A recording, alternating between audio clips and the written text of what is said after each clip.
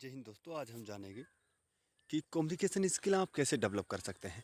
कि communication skill develop करने के लिए हमें इंग्लिश ज़रूरी आना है या फिर विदाउट इंग्लिश के भी काम चल सकता है। तो मैं आपको ये बता देता हूँ, ये मिथ बना हुआ है आजकल हम लोगों के।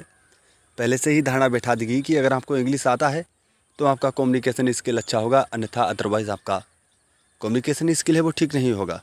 ये बिल्कुल मिथ है। अगर आपको हिंदी ठीक से बोलना आता है तो भी आप कम्युनिकेशन स्किल बहुत अच्छे से कर सकते हैं। कम्युनिकेशन स्किल को सबसे पहले हम जान लेते हैं होता क्या है और इसे हिंदी में क्या कहते हैं। कम्युनिकेशन स्किल जायज़ बात है कि आपको कम्युनिकेशन स्किल से ही, स्किल माने कौशल और कम्युनिकेशन माने संचार यानी वार्तालाप। हम शुद्ध भाषा में, अगर देसी भाषा में आप समझ सकते हैं कि वार्तालाप को ही हम कम्युनिकेशन कहते हैं। और ठीक से कैसे हम वार्तालाप करें, ठीक है। अगर हम ठीक से वार्तालाप नहीं कर पा रहे हैं तो हमें आगे दिक्कत होती है। जैसे कि मुझे अगर टीचर बनना है तो टीचर बनने के लिए 99+99 पॉइंट्स ज़रूरी होता है कि जो वार्तालाप है हमारा वो ढंग कैसा है। क्योंकि एक टीचर के लिए कम्युनिकेशन स्किल बहुत ज़रूरी है। और टीचर के लिए ही नहीं, आजकल तो हर क्षेत्र में ज़रूरी हो गया है। पहले से भी था लेकिन अब तो बहुत ज़्यादा ज़रूरी हो गया है। और अगर आप जैसे कोर्स नहीं कर पा रहे हैं और अगर आप बाहर रह रहे हैं, जैसे नोएडा, दिल्ली या इधर क्षेत्र के आसपास में रह रहे हैं, तो आपको अगर कम्युनिकेशन मतलब विदाउट कोर्स किए हुए डेवलप अगर करना है, अच्छा करना है, तो आप किसी कॉल सेंटर पे जॉब कर सकते हैं। जैसे एक नोएडा में कंपनी है MS कॉमटेल, तो मैंने वहाँ कुछ दिन किया है वर्क, अच्छा है। वहाँ पे 15 दिन ट्रेनिंग होता है। वहाँ पर जो 15 दिन ट्रेनिंग होता है वहाँ पर इतना अच्छा कम्युनिकेशन स्किल हो जाता है बंदों का। 15 दिन के बाद जब कॉल लेने लगते हैं, वहाँ अगर आप 1 या 2 महीने कार्य करेंगे, वहाँ पैसा भी मिलता है 10,000 से। फिर वो इंटरव्यू पे आप पे डिपेंड करता है कि किस तरह आप इंटरव्यू दे रहे हैं और कैसा वर्क कर रहे हैं, उसी हिसाब से आपको सैलरी मिलता है वहाँ पर। वैसे मिनिमम 10,000 से शुरुआत है वहाँ पर। अगर वहाँ पे आप वर्क करेंगे तो धीरे धीरे आपको जो इम्प्रूव है वो ऑटोमेटिक वहाँ झिझक छूट जाएगा बात करने के लिए।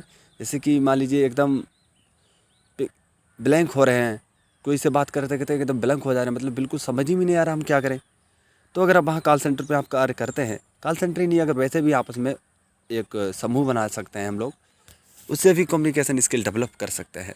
लेकिन हम सबसे बड़ा मिथ मैं आपको लोगों को ये बता देता हूँ कि सबसे बड़ा जो वार्तालाप का साधन है वो इंग्लिश नहीं है। इंग्लिश भी एक भाषा ही है। आप उर्दू में भी कर सकते हैं, आप फारसी में भी कर सकते हैं। बस जो माध्यम होना चाहिए वो बराबर होना चाहिए।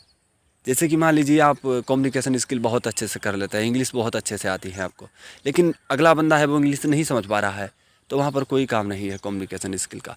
उसका मतलब कम्युनिकेशन स्किल का मतलब ही यही होता है कि किस तरह से हम बंदे को समझाएं जो उसको एक बार में ही समझ जाए, या फिर किस तरह से हम अपना प्रभाव छोड़ें किसी के ऊपर। जैसे कि मान लीजिए मैं वहाँ से जब MS कॉम्पटल में था, वहाँ पे जब जॉब कर रहा था, तो मैंने इसीलिए अधिकतर ज्वाइन वहाँ पे किया था क्योंकि मैं कम्युनिकेशन स्किल डेवलप करना चाहता था। क्योंकि मैं तो एक गांव से हूँ और गांव वाले, आप लोगों को पता है यूपी के गांव वाले लोग कैसे होते हैं, होशियार होते हैं, लेकिन उनका जो बोलने का लहजा होता है वो थोड़ा अजीब सा रहता है। उसको मैं सुधारने के लिए पहले मैं तो शहर में गया, वहाँ भी मेरा जब नहीं सुधरा तो मैंने सोचा चलो फिर वहाँ से मैं कॉल सेंटर पर गया। वहाँ मेरा पूर्ण रूप से मुझे लग रहा है कि मैंने काफ़ी हद तक अपना जो वार्तालाप का जरिया है वो मैंने सुधार लिया है ठीक से। तो जैसे आपको करना है कि कॉल सेंटर पे जाएंगे तो वहाँ पे जो ट्रेनिंग होगा वो आपको बताएंगे। हेलो वहाँ पे बोलना पाप है, हेलो नहीं बोल सकते आप। सुन पा रहे हैं सर? जैसे कुछ शब्द ऐसे होते हैं जो मैं आपको बता देता हूँ। जैसे कॉल सेंटर पे आप कॉल करने जाएंगे तो कॉल सेंटर पे क्या होगा वो बताएंगे आपको पहले ट्रेनिंग में।